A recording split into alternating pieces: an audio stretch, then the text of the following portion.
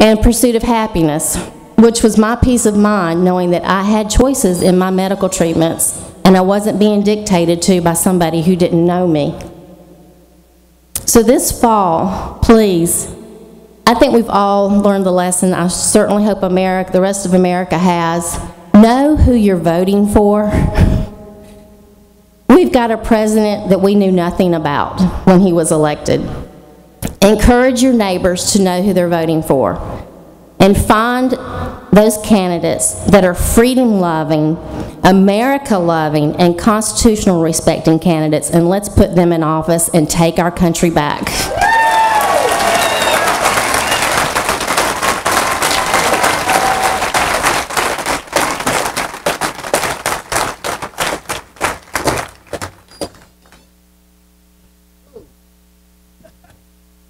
Watch that first step.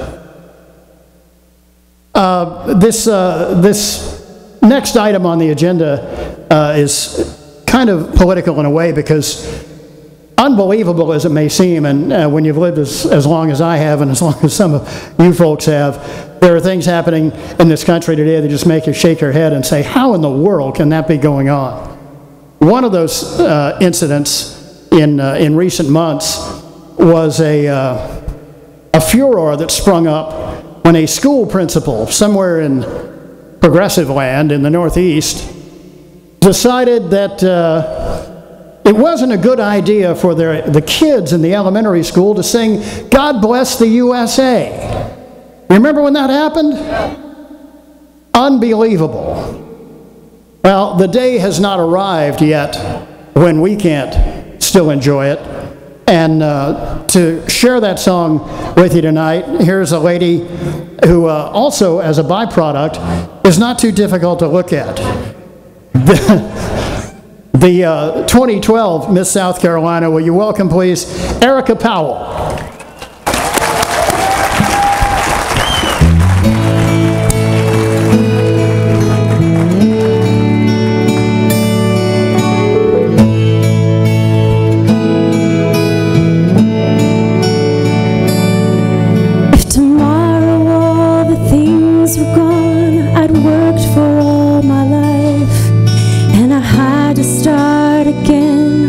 Just my family in this life. I thank my lucky stars to be living here today, 'cause the flag still stands for freedom and they can't take that away. And I'm proud to be an American, where at least I know I'm free, and I won't forget died and gave that right to me, and I gladly stand up next to you and defend her still today, 'cause there ain't no doubt I love this land. God bless the USA.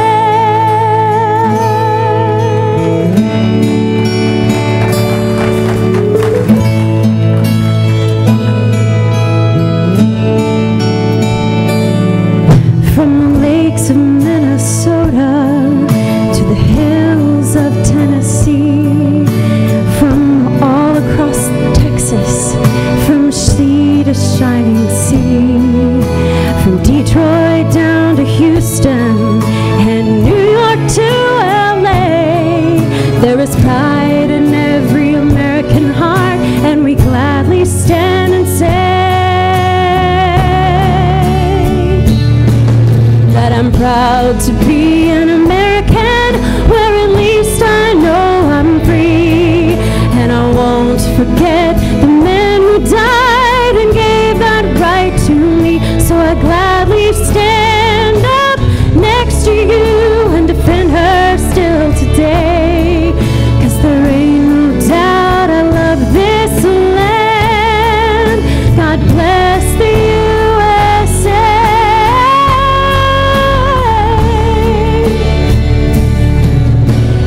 Proud to be an American, where at least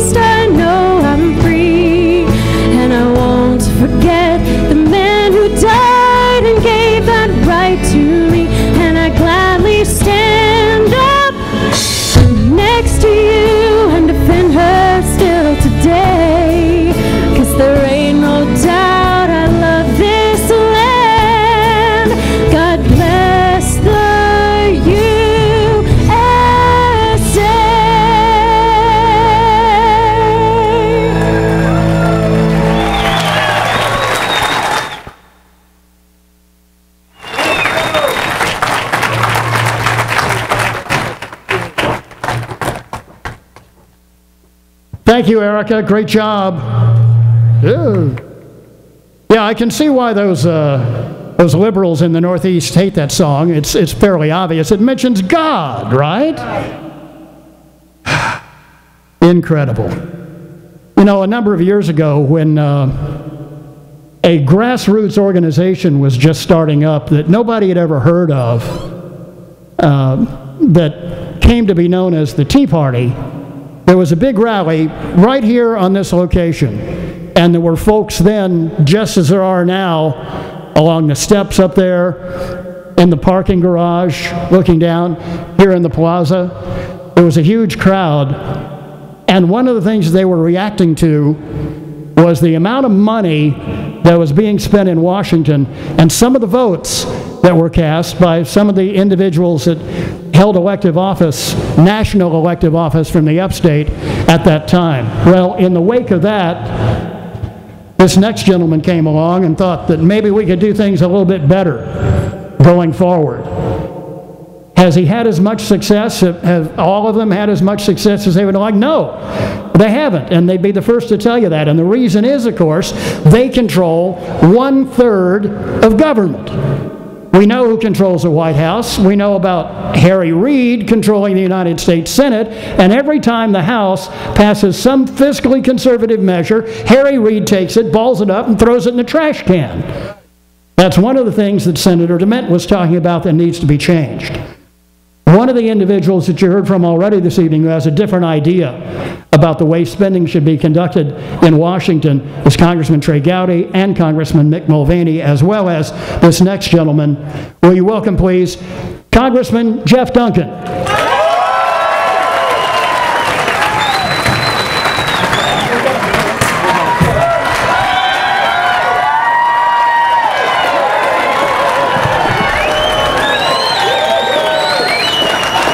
Wow, what a great crowd. You know, I know this chair thing has kind of been overused, but you know what? It was pretty doggone good, wasn't it?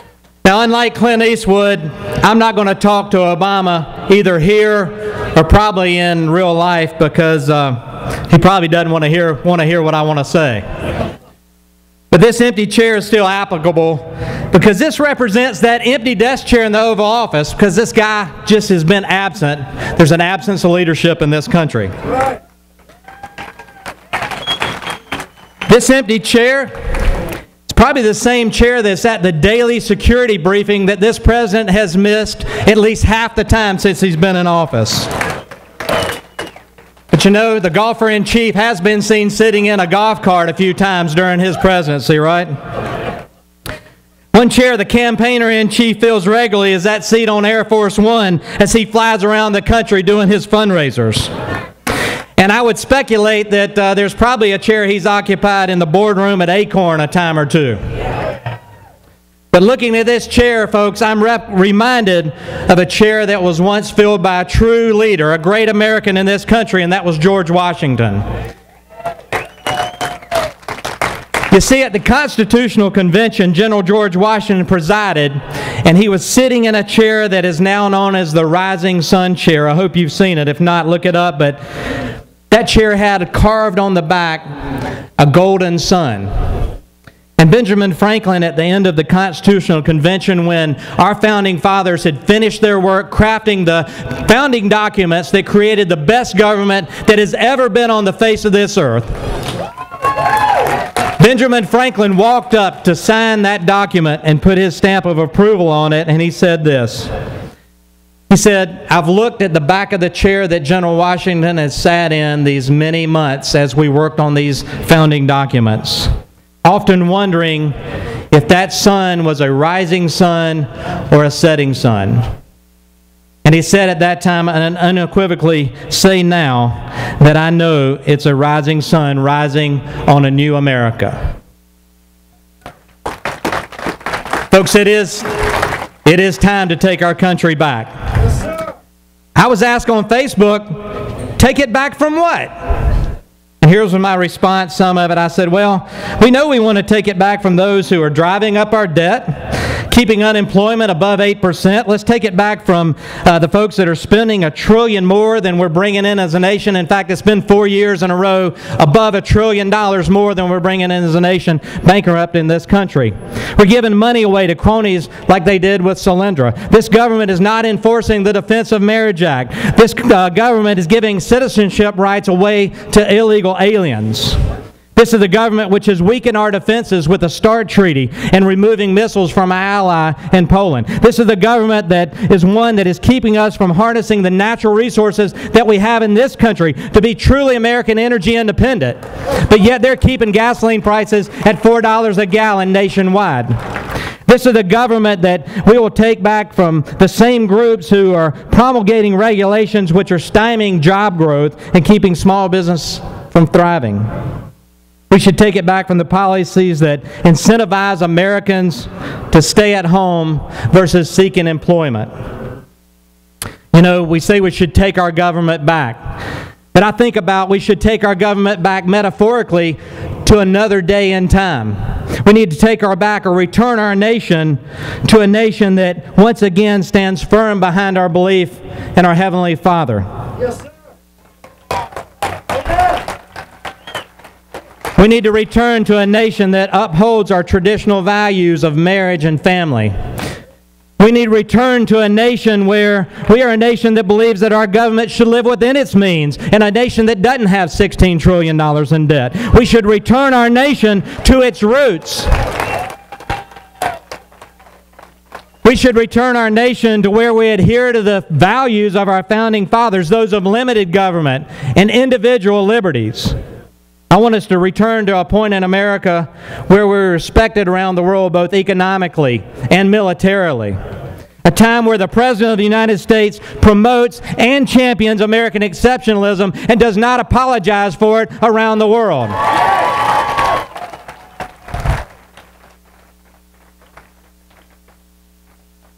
The folks I see in this crowd tonight, and I understand that unlike the golfer-in-chief, American exceptionalism is different from French exceptionalism. It is different from German exceptionalism. It is different from Greek exceptionalism. It is what made America great. The American experiment that became the United States of America was a revolution. A revolution which changed the world by changing our form of government with three little words. And these words pack a huge punch. Three little words that you know. Can you say them with me? We the people. Again, we the people. Once more, we the people will once again help America turn to its greatness. And it begins November the 6th. With the Romney-Ryan presidency, I believe there will be another rising sun over this great nation. A new day for America. May God bless you, and may God bless America. Thank you very much.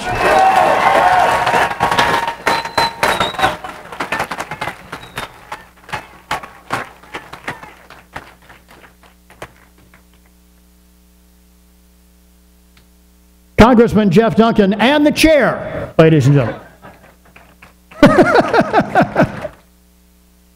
Classic. I referenced earlier in the program a sort of panel show that I did with members of our South Carolina delegation earlier this year. And that was the first time that I had an opportunity to talk a little bit with this next gentleman. And I knew him by reputation, of course. I knew what he had accomplished against overwhelming odds, against attacks from all quarters, people that took the low road and wanted to use pejoratives to describe him, words that conservatives would never use for an individual who happens to actually think for himself. And it is thinking for himself and expressing common ideas with the people of South Carolina that got him elected to the Congress of the United States. Will you welcome, please, Congressman Tim Scott.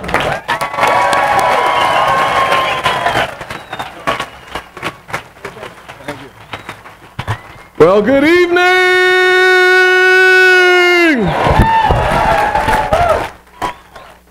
I tell you what, it is good to be in South Carolina. And y'all don't understand what I'm saying. I just came from Washington, D.C. So it's good to be in South Carolina. Now let me make sure I know the audience really well. People say that we are the party of no, but I don't think we're the party of no. Do you think we are the party of no? Why'd you say no? I tell you what, how many of y'all would say yes to getting rid of Obamacare?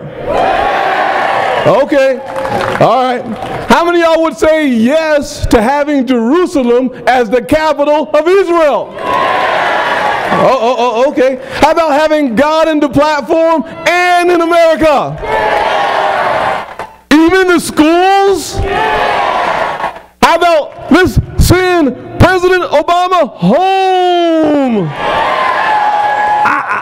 I'm in the right crowd. This is a good feeling. I'm in the right crowd. I got to tell you, as a North Charleston boy who was raised in a single-parent household, I had a mama. I'm not sure if y'all know these kinds of mamas. My mama believed that love comes at the end of a switch.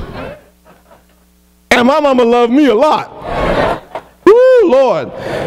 And the reason why she loved me so much was because for a lot of my life as a kid, I was flunking out of life because I had an excuse. My dad was gone, life wasn't fair, and my mama taught me a very valuable lesson. You make your life fair. You do it. So when I went in business, I built my business. I don't know. Maybe President Obama built the community activist organization, but I built my business. And so when I was in high school, I didn't understand that quite yet. And I was flunking out. I failed world geography, civics, Spanish, and English. Now when you fail Spanish and English, they don't call you bilingual, okay? They call you bi-ignorant because you can't speak in any language. And that's where I found my happy self. But I was so blessed because in America, people love people. And I had a mentor. He came around and he started teaching me that you can think your way out of poverty. You can think your way out of the difficult situations you find yourself in. And so he taught me that having a job was a good thing. But creating jobs is the American thing. That's a real thing. He said, having a profit, having an income, oh, that's wonderful, have an income. But making a profit, you can reinvest that. That's a better thing. And I will tell you that my mentor, I'm going to give y'all time to clap. I'm talking too fast up here. Well, my mama and my mentor taught me to believe in the American dream. They taught me that if you will do it, it will get done. And if you don't do it, don't blame nobody but your own happy self. Now, when I was at the Republican convention, they gave me 120 seconds. Ain't very long. I decided to use my time to sing. Now, if you knew me better than you know me now, you would say, please, please, please don't sing. But since you do not know me, I can do it anyways. And that's a really good thing. So let me sing my favorite song to the President of the United States, President Obama. If he was here, this is a song we would all sing together. Hit the road, Jack. And don't you come back no more, no more, no more. Now let me see if the people up here in Greenville on this side understand the words that are coming out of my mouth. We're going to sing that song on this side. Hit the road, Jack. And don't you come back no more. All right, now that side, they've been sleeping for a little long time here. Oh, let's praise the Lord. Let me try this side. Hit the road, Jack. And don't you? Oh, yeah. My final stanza, together. And then I'm heading to North Charleston, South Kakalaki. So let's do it like he's right here beside us in this empty place. He's got a teleprompter right here. And you know he's got a teleprompter right there. And he even needs one right here. So to our president, let's sing it together. Hit the road, Jack. And don't you come back. God bless you.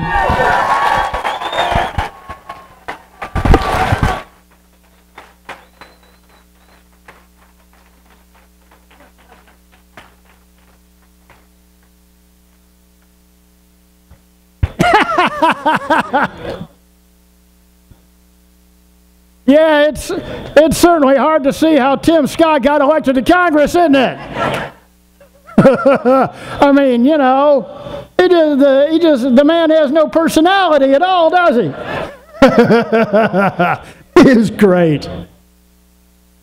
You know, here in the upstate of South Carolina, I referenced earlier that Tea Party convention that we had down here that sort of got the ball rolling for what happened in 2010, and tonight keeping it rolling for what's going to happen in November. And that night, there was another brand new organization that was starting out that nobody knew anything about. We knew a lot about the individuals that this particular group set in their sights, the group that they were targeting. The acronym that I'm looking for is RHINO. Everybody know what RHINO means? Yeah, Republican in name only. Oh, it's election day. I've got to tell you how conservative I am, how I'm going to save money. I'm for national defense. I'm for blah, blah, blah. And then I get to Washington and I do something else entirely. Or I get to Columbia and I do something else entirely. And you know what? For a long time, they got away with it.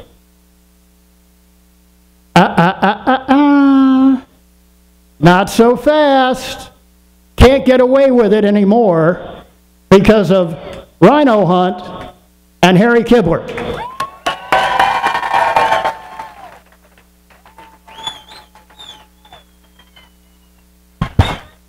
Y'all ready to take back this country?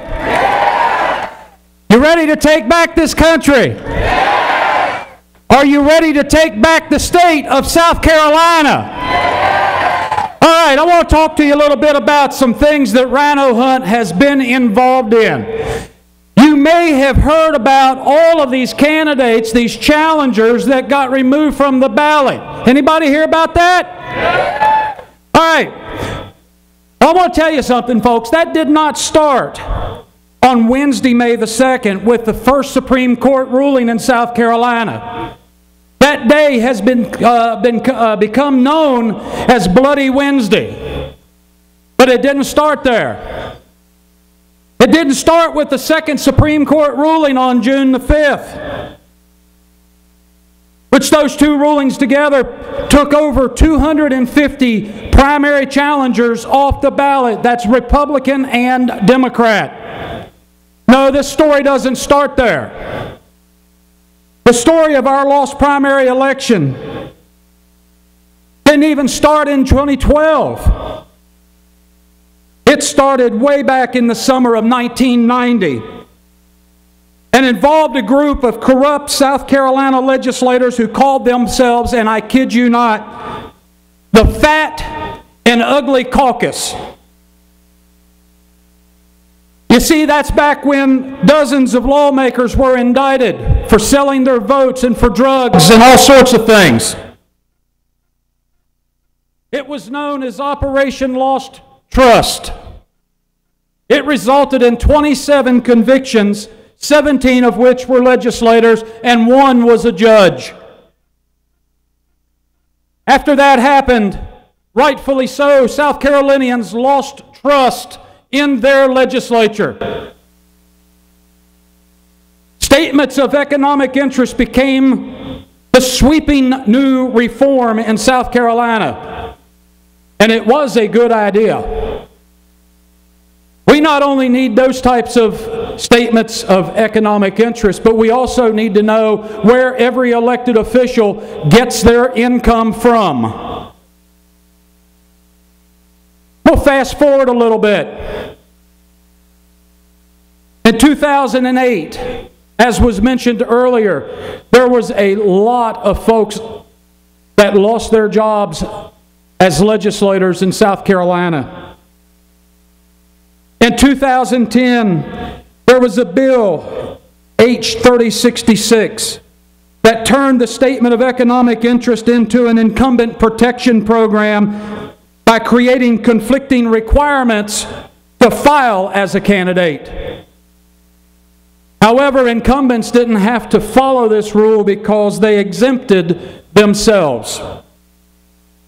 11 days after the first Supreme Court ruling, grassroots organizations across the state held press conferences in 5 separate counties throughout South Carolina to launch Operation Lost Vote. In approximately 8 weeks, volunteers from grassroots organizations all across the state collected more than 300,000 signatures of voters, and we placed 155 challengers' names back on the ballot.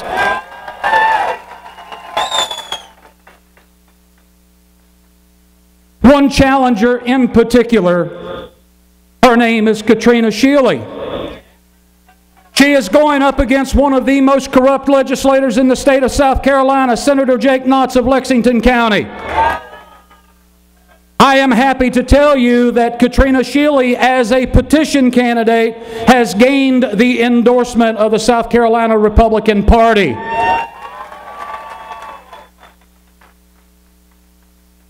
Just this week, folks, it's not over yet. This ballot fiasco is not over. And I have to tell you, it will not be over in November either. Buckle up. Hold on. Just this past week, the longest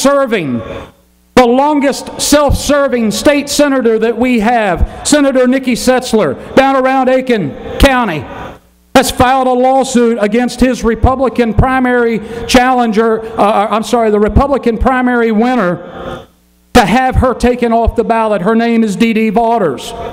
It's not over yet, but we're not finished yet either.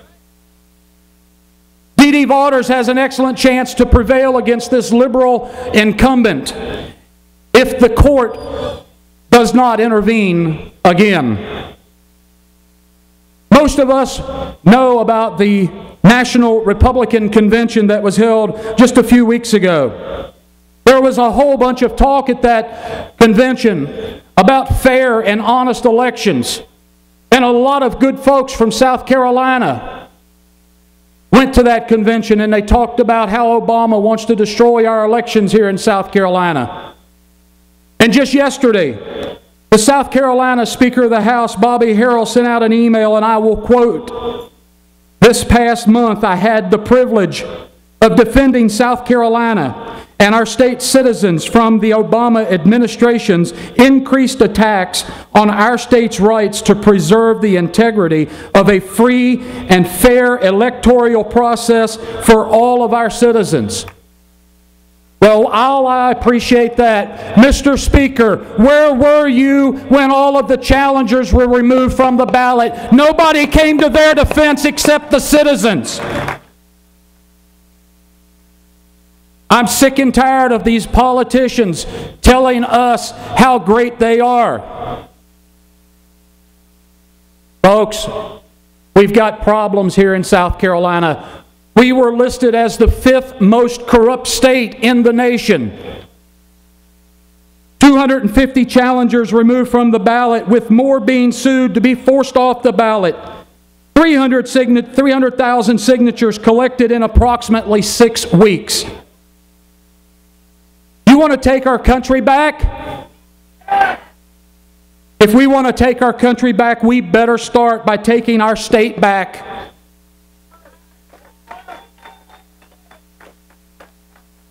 Let's start in November by casting our votes for challengers that have had to fight their way back through the corruption of our legislature.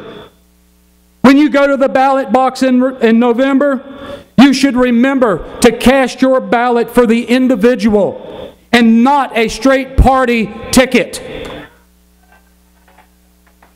If you vote a straight party ticket, you will not vote for a petition candidate, and you will put the corrupt legislators back in office. You should not vote for someone just because they are a petition candidate. Know who you're voting for. Y'all ever heard that saying about doing the same thing over and over again and expecting different results? Voting straight party ticket means 4 more years of increased budgets in South Carolina. 4 more years of failing schools. 4 more years of the Budget and Control Board. 4 more years of increasing bonded debt for your children. 4 more years of a state-controlled economy. 4 more years of consolidation of power and secrecy of our government. Most and foremost, 4 more years of corruption that stole our election. Do you want 4 more years of corruption in South Carolina? Are we going to take our state back in South Carolina? Visit the Operation Lost Vote in Rhino Hunt tables down to my right. Give us your contact name so we can help take our state back. We'll contact you and let you know what you can do to help us. Thank you all very much. I love you.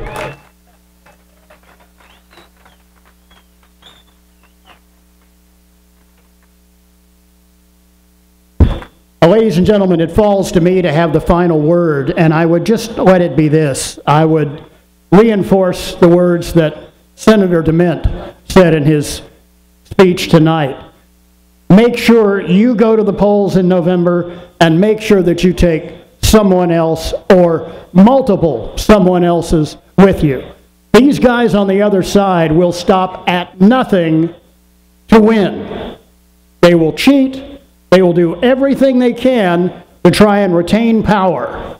But there's an old saying in politics, it's hard to steal a landslide. You'll hear a lot of poll numbers between now and then. And guess what CBS, NBC, and all the rest of the liberal media will tell you? Oh, this is a close race. It's neck and neck. Obama's got a bounce out of his convention. Obama's going to get a bounce all right, but it's going to be in November.